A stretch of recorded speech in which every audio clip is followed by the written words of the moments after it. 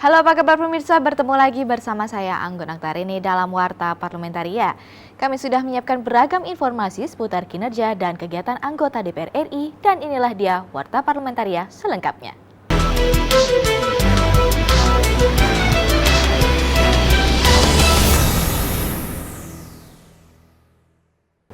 Komisi 7 DPR RI mendorong investasi dan mitigasi dampak pandemi COVID-19 terhadap sektor hulu migas. Ditemui usai rapat dengar pendapat Komisi 7 DPR RI dengan SKK Migas di Komplek Parlemen Senayan, Jakarta. Ketua Komisi 7 DPR RI, Sugeng Suparwoto, mengapresiasi capaian lifting minyak Pertamina yang mampu memproduksi lebih dari 50% dari kebutuhan nasional per hari. Namun, Sugeng menekankan pentingnya penguatan sektor hulu migas melalui investasi langsung dari luar. Semuanya adalah untuk kemakmuran rakyat. Kita sudah bersyukur lebih dari 50%, hampir mencapai 60% wilayah kerja di hulu itu sudah dikuasai oleh Pertamina. Bahkan Pertamina hari ini juga sudah memproduksi produksi Pertamina lebih dari 50% dari lifting kita. Sudah mencapai 380.000 barrel per hari itu produksi Pertamina. Dari 720-an ribu barrel per hari lifting nasional. Anggota Komisi 7 DPR RI Sartono menilai, mitigasi dampak pandemi COVID-19 terhadap sektor hulu migas perlu dilakukan karena berpotensi menghambat kegiatan eksplorasi. Sartono mendorong peraturan yang ada di pusat dan daerah dapat linier, mengingat investasi di sektor migas sangat strategis bagi penerimaan negara. Bagaimana aturan-aturan, kepastian-kepastian hukum baik dari pusat sampai daerah itu linier gitu. Untuk memberikan kemudahan-kemudahan, tentunya juga kemudahan-kemudahan ini juga fair play ya.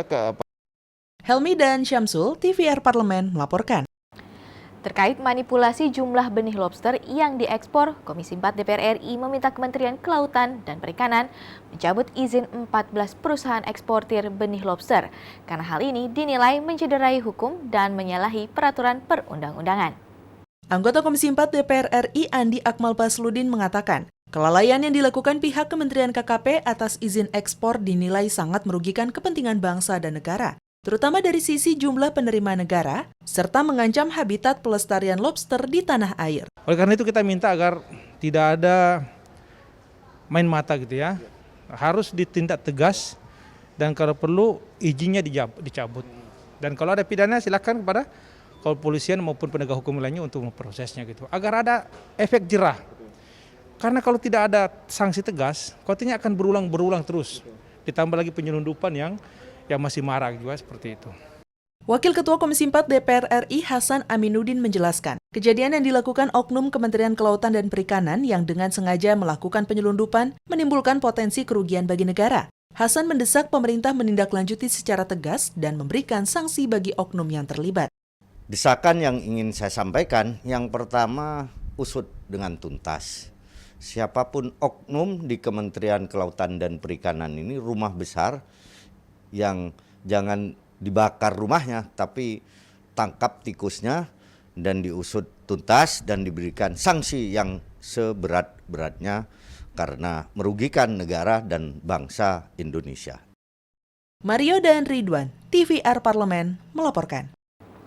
Komisi 6 DPR RI mengapresiasi kinerja pemerintah Provinsi Nusa Tenggara Barat mengambil langkah pembinaan untuk mendorong usaha mikro kecil menengah di Provinsi NTB sehingga menjadi supplier utama dari belanja pemerintahan daerah.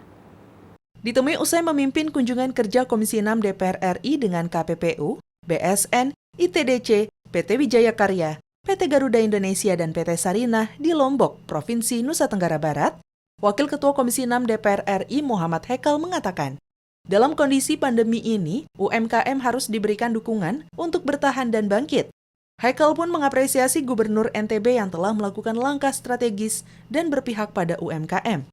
Di sini Gubernur sudah mengambil langkah-langkah untuk mendorong UMKM menjadi supplier utama daripada belanja-belanja pemerintah daerah. Nah, ini tentunya ingin kita support karena ini ternyata yang menjadi penopang ekonomi kerakyatan di zaman pandemi ini. Anggota Komisi 6 DPR RI Abdul Hakim Bafagi mengatakan Kementerian BUMN seperti PT Sarinah, ITDC, dan BSN harus memberikan dukungan kepada UMKM di NTB. Melihat saat ini tumbuh 5.000 UMKM baru, sehingga perlu dukungan dari berbagai pihak, terutama pemerintah daerah. Pak Gubernur sudah menyampaikan bahwasannya ada 5.000 UMKM yang tumbuh. Nah, ini kalau bisa itu dengan ditentukannya Mandalika sebagai kawasan ekonomi khusus melalui peraturan pemerintah nomor 52 2014. Nah, 5.000 UMKM ini bisa bertumbuh lebih besar dan mereka bisa scale up lebih jauh lagi. Dari Lombok, NTB, Mahir Pratama, TVR Parlemen melaporkan. Jangan kemana-mana pemirsa, karena kami masih memiliki banyak informasi lain dalam Warta Parlamentaria. Di antaranya datang dari Komisi 3 akan berkomunikasi dengan Jaksa Agung terkait minimnya anggaran kerja NTT setelah jeda berikut ini.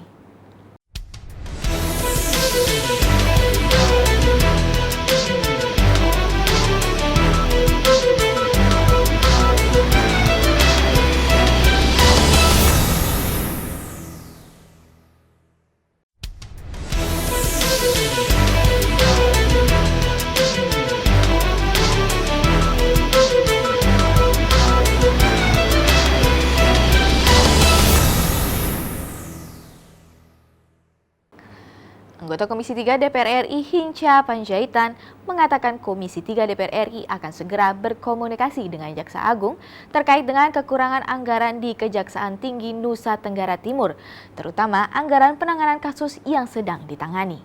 Ditemui saat kunjungan kerja reses Komisi 3 DPR RI ke NTT, politisi fraksi Partai Demokrat ini menilai penambahan anggaran ini perlu dilakukan, mengingat luas wilayah NTT dan letak geografis NTT yang sangat membutuhkan anggaran yang cukup besar. Tapi setelah diperlihatkan kasus-kasus yang dihadapi dan NTT yang begitu luas karena pulau-pulau, akhirnya ternyata dananya sangat minim. Kebetulan dari sini ada 3 anggota dewan. Dari NTT ini ada Pak Herman Heri, ada Beni Harman, dan ada Bung Dipo. Kita kemarin semua sepakat bahwa kembali dari sini langsung akan berkomunikasi dengan Jaksa Agung untuk menambah dana itu. Tapi memang hanya bisa di APBNP nanti. Anggota Komisi 3 DPR RI Dipo Nusantara Pua-Pua berpendapat, anggaran Kejati NTT jauh dari kata layak. Dipo pun mengapresiasi rekam jejak Kejati NTT sudah dinilai sangat bagus, namun anggarannya masih sangat minim. Perlu kita apresiasi Kejati NTT yang baru ini. Kenapa? Karena dengan keadaan minim, mereka juga dengan semangat NKRI, mereka datang ke daerah-daerah yang betul itu memang ada kasusnya. Seperti di Manggarai Barat tadi dibilang bahwa ada BPN yang sudah ditahan, terus yang di Kupang itu sudah mantan pejabat ditahan. Nah, ini lagi ada penyidikan tentang. Dari Nusa Tenggara Timur, Tegar Aziz, TVR Parlemen melaporkan. Komisi 11 DPR RI meminta Badan Pusat Statistik atau BPS memiliki data yang valid dan akurat terkait kegiatan statistik nasional maupun regional. Wakil Ketua Komisi 11 DPR RI Eriko Sutarduga menilai, data yang dimiliki oleh BPS masih belum lengkap dan tidak sesuai dengan yang selama ini diterima oleh DPR. Untuk itu, Eriko meminta BPS dapat menyampaikan data yang valid dan jelas agar tidak menimbulkan efek buruk kepada masyarakat. Nah, makanya tadi kami minta kepada BPS agar masalah data ini benar-benar bisa terbenahi, bisa benar-benar, dan kami minta satu jaminan dari Kepala BPS, dari Pak Kecu, Pak Suharyanto, untuk bisa menyampaikan bahwa data ini data yang benar, sahih. Seperti contoh tadi dari hasil survei mengenai situasi, mengenai kondisi daripada keluarga dalam menghadapi COVID ini pada masa-masa pandemik ini. Nah, ini kami minta tadi dan beliau menyampaikan berani menjamin hal itu. Anggota Komisi 11 DPR RI Hasbi Anshori yang menekankan BPS harus bergerak berdasarkan data yang valid. Karena jika data yang dimiliki BPS tidak valid, maka kebijakan yang akan dikeluarkan pemerintah menjadi tidak efektif dan tidak tepat sasaran. Ia juga meminta lembaga kebijakan pengadaan barang dan jasa pemerintah untuk bekerja sesuai dengan fungsi dan tugasnya. Supaya semua kita bergerak itu by data. Kalau datanya salah, maka kebijakan bisa salah. Jadi Presiden menginginkan satu data itu cukup baik. Jadi maka BPS harus kuat dan datanya harus akurat. Harapan kita dengan BPS supaya data itu memang benar-benar akurat. LKPP sesuai dengan tugas, fungsi, dan tugas. Ila dan Aang, TVR Parlemen melaporkan. Dalam pembahasan Rancangan Undang-Undang Energi Baru Terbarukan atau EBT, Komisi 7 DPR RI fokus pada permasalahan regulasi dan birokrasi, serta sistem pembiayaan yang menyebabkan sulitnya investor yang mengembangkan EBT masuk ke Indonesia. Dalam rapat dengan Kadin TLFF dan PT Sarana Multi Infrastruktur, Wakil Ketua Komisi 7 DPR RI Edi Suparno menyampaikan, regulasi yang tidak jelas, sistem birokrasi yang panjang dalam perizinan, serta masalah pembiayaan yang ketat tanpa jaminan, membuat investor mengurungkan niat untuk bekerja sama. Untuk itu, rancangan Undang-Undang EBT harus mengatur secara jelas terkait investasi, regulasi, hingga resiko pengembangan EBT di Indonesia. Dan kita di Komisi 7 dalam rangka pembuatan dan perancangan RUU EBT ini, kita juga ingin mengimplementasikan beberapa pasal-pasal yang bisa kemudian mengurai permasalahan-permasalahan yang hari ini dihadapi oleh investor atau para pengembang di bidang EBT. Edi Suparno menyampaikan banyak masukan agar resiko pengembangan EBT di Indonesia juga diatur dalam rancangan Undang-Undang EBT. Edi menjelaskan, sebagai bentuk keseriusan dalam banyaknya resiko, pemerintah perlu memberikan jaminan dan pemetaan lebih dalam. Banyak proyek yang ingin masuk, tetapi melihat bahwa Indonesia masih negara yang memiliki risiko tertentu sehingga membutuhkan jaminan dari pemerintah, jaminan dari hal-hal yang lain. Gitu. Nah, ini ada beberapa risiko yang tentu kembali lagi merupakan risiko-risiko yang akan kita petakan. Ya. Nadia dan Arif, TVR Parlemen, melaporkan.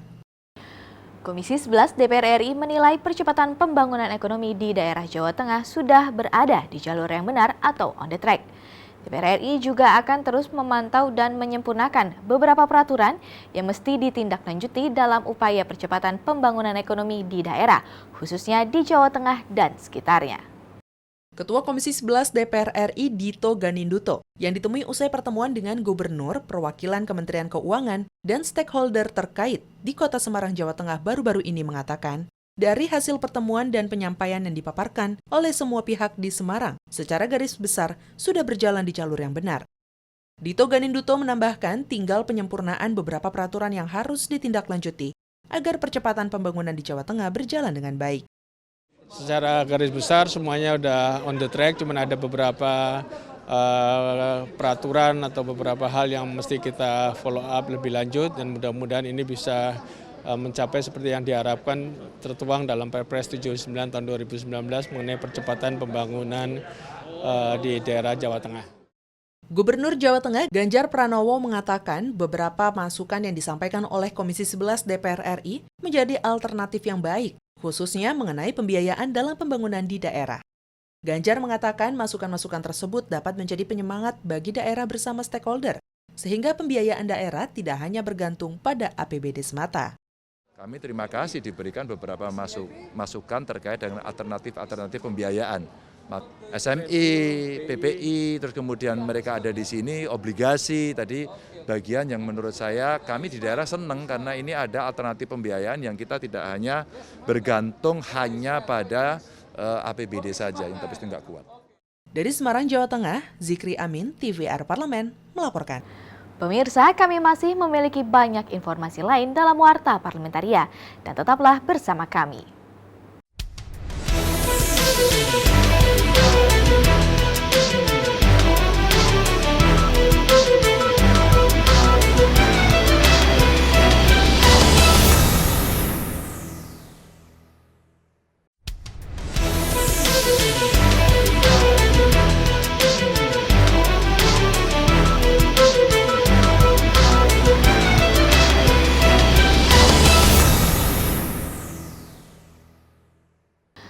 Anggota Komisi 8 berharap pembangunan Madrasah Aliyah Negeri di Kampung Lamakera, Flores Timur, generasi bangsa di Nusa Tenggara Timur dapat menimba ilmu dengan lebih baik. Anggota Komisi 8 DPR RI Muhammad Ali Taher Parasong bersama Wakil Menteri Agama Zainud Tauhid Saadi meresmikan gedung dan peletakan batu pertama pembangunan tahap kedua Madrasah Aliyah Negeri Flores Timur di Kampung Lamakera, Nusa Tenggara Timur. Ali Taher mengatakan, pendidikan adalah modal utama untuk merubah nasib seseorang. Melalui pendidikan, generasi bangsa dapat terus menimba ilmu demi masa depan yang lebih baik, sehingga mampu bersaing di tengah kemajuan teknologi. Menjadi sekolah yang mengantarkan peradaban anak-anak muda NTT bisa melajukan pendidikan lebih bagus agar bisa kembali kampung halaman gelagat lewat tanah. Saya kira ini adalah perkara yang sangat tidak sulit. Yang paling penting adalah kita membangun optimisme untuk itu. Saya Muhammad Ali Tahir dari Komisi 8 terus mendorong pemerintah mengawal anggaran, kemudian membuat regulasi. Wakil Menteri Agama Zainud Tauhid Saadi mengapresiasi langkah anggota Komisi 8 Muhammad Ali Tahir yang sangat memperhatikan nasib generasi bangsa dalam mengenyam pendidikan dan mengurangi angka putus sekolah di wilayah Indonesia Timur yang merupakan wilayah tertinggal, terdepan, dan terluar di Indonesia. Khususnya di daerah Nusa Tenggara Timur yang saya kira memang perlu mendapatkan afirmasi ya, mendapatkan perhatian secara khusus karena daerah yang tadi saya lihat itu adalah termasuk daerah yang 3T ya. Ya kondisinya sangat memprihatinkan. Rohim, TVR Parlemen, melaporkan. Salah satu langkah DPR RI mensosialisasikan kinerja anggota parlemen adalah melalui kegiatan Parlemen Remaja tahun 2020. Kepala Biro Pemberitaan Parlemen, Sekretariat Jenderal dan Badan Keahlian DPR RI, Yoi Tahapari, saat ditemui usai memberikan materi pembekalan kepada peserta Parlemen Remaja tahun 2020 mengatakan, kegiatan Parlemen Remaja merupakan salah satu upaya Sekretariat Jenderal DPR RI untuk mensosialisasikan kinerja anggota DPR kepada masyarakat, khususnya generasi muda. Menurutnya, dengan mengikuti kegiatan Parlemen Remaja 2020 ini, masyarakat khususnya pelajar dapat mengetahui kinerja para anggota dewan yang berasal dari seluruh daerah pemilihan di Indonesia dalam mengambil keputusan. Agar pesan anggota DPR RI itu bekerja dan anggota DPR RI itu berjuang untuk memberikan kesejahteraan kepada masyarakat itu dapat diketahui oleh masyarakat. Salah satunya melalui Parlemen Remaja ini. Tahapari menambahkan, Parlemen Remaja 2020 yang diikuti oleh perwakilan pelajar dari seluruh Indonesia ini diharapkan dapat menyampaikan pesan pada masyarakat terkait kinerja para anggota dewan melalui simulasi persidangan yang mereka ikuti selama kegiatan Parlemen Remaja tahun ini. DPR ingin menyampaikan kepada seluruh masyarakat pesannya kepada generasi muda. Sehingga generasi muda dapat mengetahui bagaimana peranan daripada DPR RI itu yang sebenarnya. Sehingga mereka juga adalah menjadi penyampai pesan kepada orang-orang yang belum mengetahui tentang kinerja DPR. Dari Gedung Nusantara DPR RI, Doni Supriyanto dan Naka, TVR Parlemen, melaporkan.